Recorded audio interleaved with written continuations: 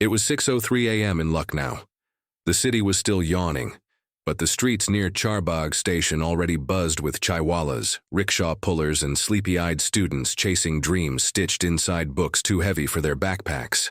Among them walked Arjun Verma, a 24-year-old UPSC aspirant with dark circles under his eyes and fire in his chest. It was his third attempt, and somewhere deep inside, the fear of failure had begun to eat at the edges of his soul.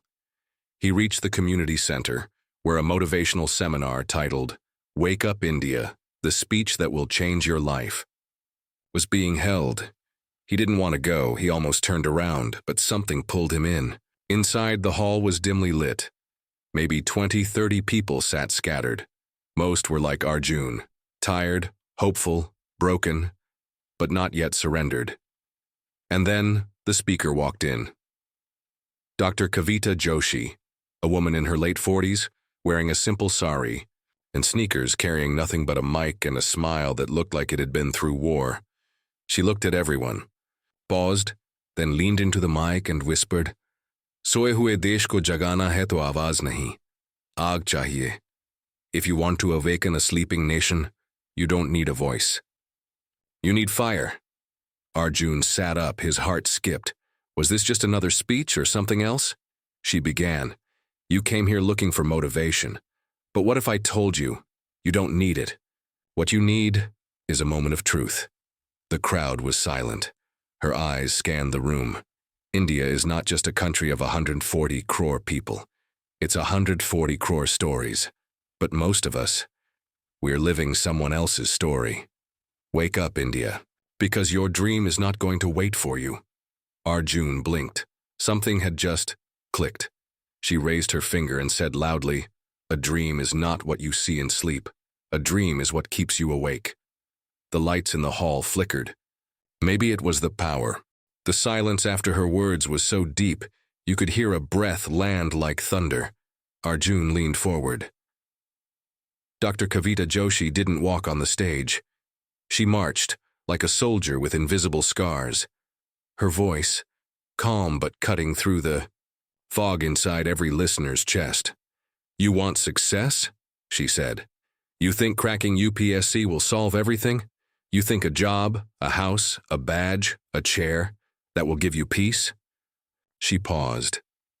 "Let me tell you something painful. Even after you clear the exam, if you haven't cleared the exam of your soul, you'll still feel empty." Some of the students looked down. Arjun bit his lip. Dr. Kavita continued softer, now like a mother scolding out of love. "We are told, study hard, get marks, get a job, but no one tells us how to get up after falling, how to fight when no one believes in you, how to face yourself when you don't believe in you." She stepped down from the stage and walked into the crowd. "Look at yourself," she said, holding up a small mirror from her bag. "Not the one on your wall, the one in your heart. Is it clean? Is it honest? Is it awake?" She passed the mirror to a girl in the front row. Her hands trembled. "Wake up, India," she whispered again. "But before India wakes up, you must." Arjun's eyes started to burn. Not because he was sad, because something was waking up inside him. His past failures, his fears, his fake confidence. All being torn down like old wallpaper. And just as Dr. Kavita walked past him, she said without looking, "Your failure didn't come to destroy you. It came to lift you." The mirror had cracked, not the one in her hand, the one in their minds. And just as the tension became unbearable, the microphone crackled. The lights dimmed again. Someone whispered, "She hasn't even started the real speech yet." Arjun smiled for the first time in months. The lights flickered once more, a beat of silence, then a thunderous voice, not loud in volume but loud in truth. Dr. Kavita Joshi returned to the mic. "You've been lied to," she said. "Not by your teachers, not by your parents, but by the voice inside your own head." Her tone changed. It wasn't gentle anymore. It was the tone of someone tired of watching people sleep through life. The lie says, "I'm not good enough. I failed because I'm unlucky. Others are smarter, richer, more deserving. She pointed at the audience, not accusing but awakening. You think you failed UPSC? You didn't fail the exam. You failed to fight long enough. You failed to change your inner language. She turned to the whiteboard and wrote in bold, "Fail. First attempt in learning." The hall broke into murmurs. Arjun's lips moved involuntarily. First attempt in learning. She faced the crowd again, eyes blazing. Who taught you that failure is a full stop? It's not. It's a comma, a pause, a breath. So you can run again. Smarter, faster, deeper. The room felt heavier now. Not with sadness, but with truth. A boy in the back row stood up. His name was Imran. He trembled, then asked, "But ma'am, what if I've failed 4 times? What if my family has no more faith in me?" Everyone turned to look. His voice cracked. Dr. Kavita didn't flinch. She walked toward him, slowly, steadily. Then softly she said, "Faith isn't a gift others give you. It's a fire you build yourself, match by match, spark by spark." She looked around the hall, then back at Imran. "If you're still breathing, you're not done. India doesn't need perfect people. India needs people who rise, even if it takes 10 tries." A single clap came from the corner, then another. Soon the hall was filled with applause, not out of habit but out of awakening. The lights surged. Dr. Kavita smiled. And Arjun, for the first time, didn't feel like a failure anymore. Dr. Kavita walked back to the stage with purpose in her step. She picked up a marker and drew 2 columns on the whiteboard. Left side, UPSC syllabus history, polity geography, economy, ethics right side, life's syllabus rejection, self-doubt, burnout comparison, resilience. She turned to the crowd and said, "Most of you know this side by heart," pointing to the UPSC list. "But you fail because you never study this side," pointing to the life list. The hall was silent. Arjun scribbled the list in his notebook with shaking hands. Dr. Kavita continued, "UPSC doesn't just test your memory, it tests your mind under pressure, your hope in darkness, your patience when time mocks you." She walked to the edge of the stage. "Tell me honestly, how many of you have cried alone after failing?" Nearly every hand went up.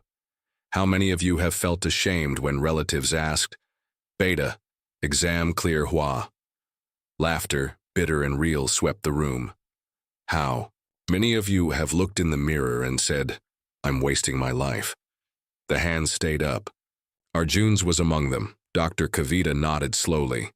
"Then congratulations," she said. "You're already stronger than 90% of the world." The room froze. Because those feelings, that pain, that's your training. That's your battlefield. That is the real syllabus. She paced the floor as if it were a runway before takeoff. The history you study is not just in books. It's being made inside you. The geography of struggle is not on a map. It's in your heart. And the real economy is how you spend your time, energy, and belief. Arjun looked at the board again. The life syllabus seemed more familiar than anything he'd studied in months. Suddenly a girl raised her hand. Her name was Divya, and her voice was clear. "Ma'am, will passing this syllabus guarantee success?" Dr. Kavita smiled, then said something no one expected. "No, but it will guarantee evolution.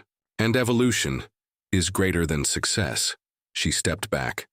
The whiteboard stood there like a mirror, reflecting what UPSC books never could. And as the applause began again, slow, then steady, Arjun wrote 3 words in his notebook: "My real syllabus," because now he finally knew what he had to study first.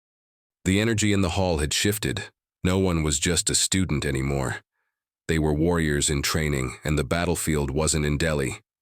It was inside them. Dr. Kavita looked at them like a general who had seen battle and scars.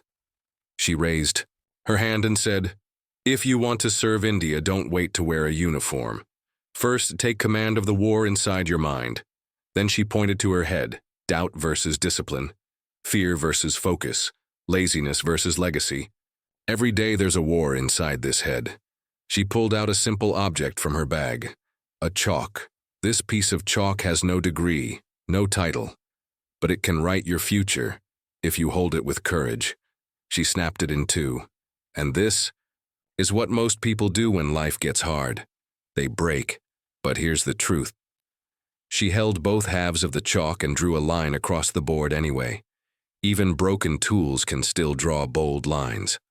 The hall erupted in spontaneous clapping. Someone even shouted, "Kavita ma'am for Parliament." Laughter followed, but Kavita didn't laugh. She walked toward the center of the room and asked, "Why do you want to become an IAS officer?" Silence. She asked again, louder, "Why do you want to serve this country?" One boy said, "To give my parents a better life." Another said, "To bring justice to the system." Divya stood and said, "Because I want to make sure no girl in my village is denied school again." Dr. Kavita nodded slowly. "Then remember this. It's not about the rank. It's about the reason. A rank gives you power, but a reason gives you purpose." She raised her voice again. "Wake up, India, because the world needs not just toppers, but torchbearers. Don't chase marks. Chase meaning." Arjun closed his eyes. His mind wasn't quiet. It was alive. And for the first time, he wasn't afraid of his failures. He was grateful for them because they were his war room. And now he knew how to fight. The room wasn't just listening anymore. It was breathing with her. Every word Dr. Kavita spoke now sounded like it had come from ancient mountains, forged through time, sharpened by pain. She placed both hands on the podium, looked at every soul, the room, and said, "You want change in India? Don't wait for the system, be the system. Don't complain about politics, learn leadership. Don't curse corruption, create integrity." The students were no longer slouched. They were sitting tall, backs straight, eyes focused, hearts thumping. Then she asked something unexpected. "Close your eyes." They obeyed. "Now imagine a moment. 5 years from now, you're standing in front of a village girl. She smiles and says, 'Thank you, Didi, because of you, I go to school.' Or imagine a boy with polio who says, 'Thank you, sir, because of your scheme, I got a wheelchair.' Now open your eyes." They did. That is your real rank. That is your true result. Even Arjun couldn't stop the tear that left his right eye.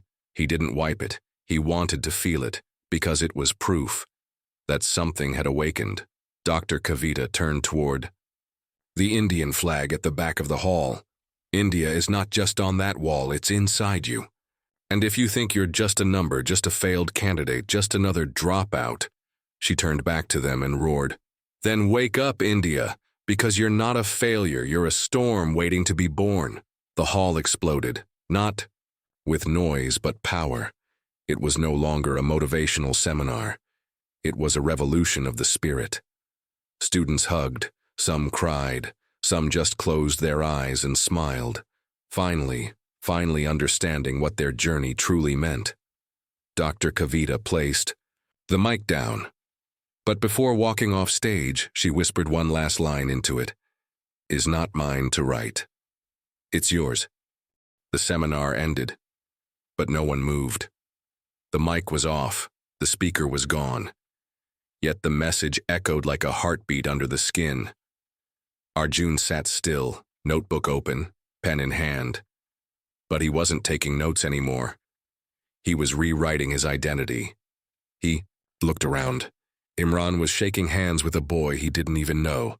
Divya was crying softly, smiling harder. Others were exchanging numbers, ideas, dreams, things that felt bigger than a syllabus. And then a sound, not applause, not music, but the sound of resolve. Quiet footsteps walking forward with a new purpose. Arjun walked out of the hall. The sky outside was no longer gray. It was bright, blazing, almost daring him to try again. As he stepped into the street, he looked at the chaiwala who once asked him, "Fir se fail hua kya, bhaiya?" "Failed again, brother." This time Arjun smiled and replied, "Nahi bhaiya. Is bar to yag gaya hun." "Not this time, brother, this time I've woken up." He pulled out his phone, opened the UPSC portal, clicked on Register for Attempt No. 4. But now it didn't feel like desperation. It felt like destiny. He typed slowly into the form field. Name, Arjun Verma, and just before he hit submit, he looked at his reflection in the screen. For the first time, he liked what he saw.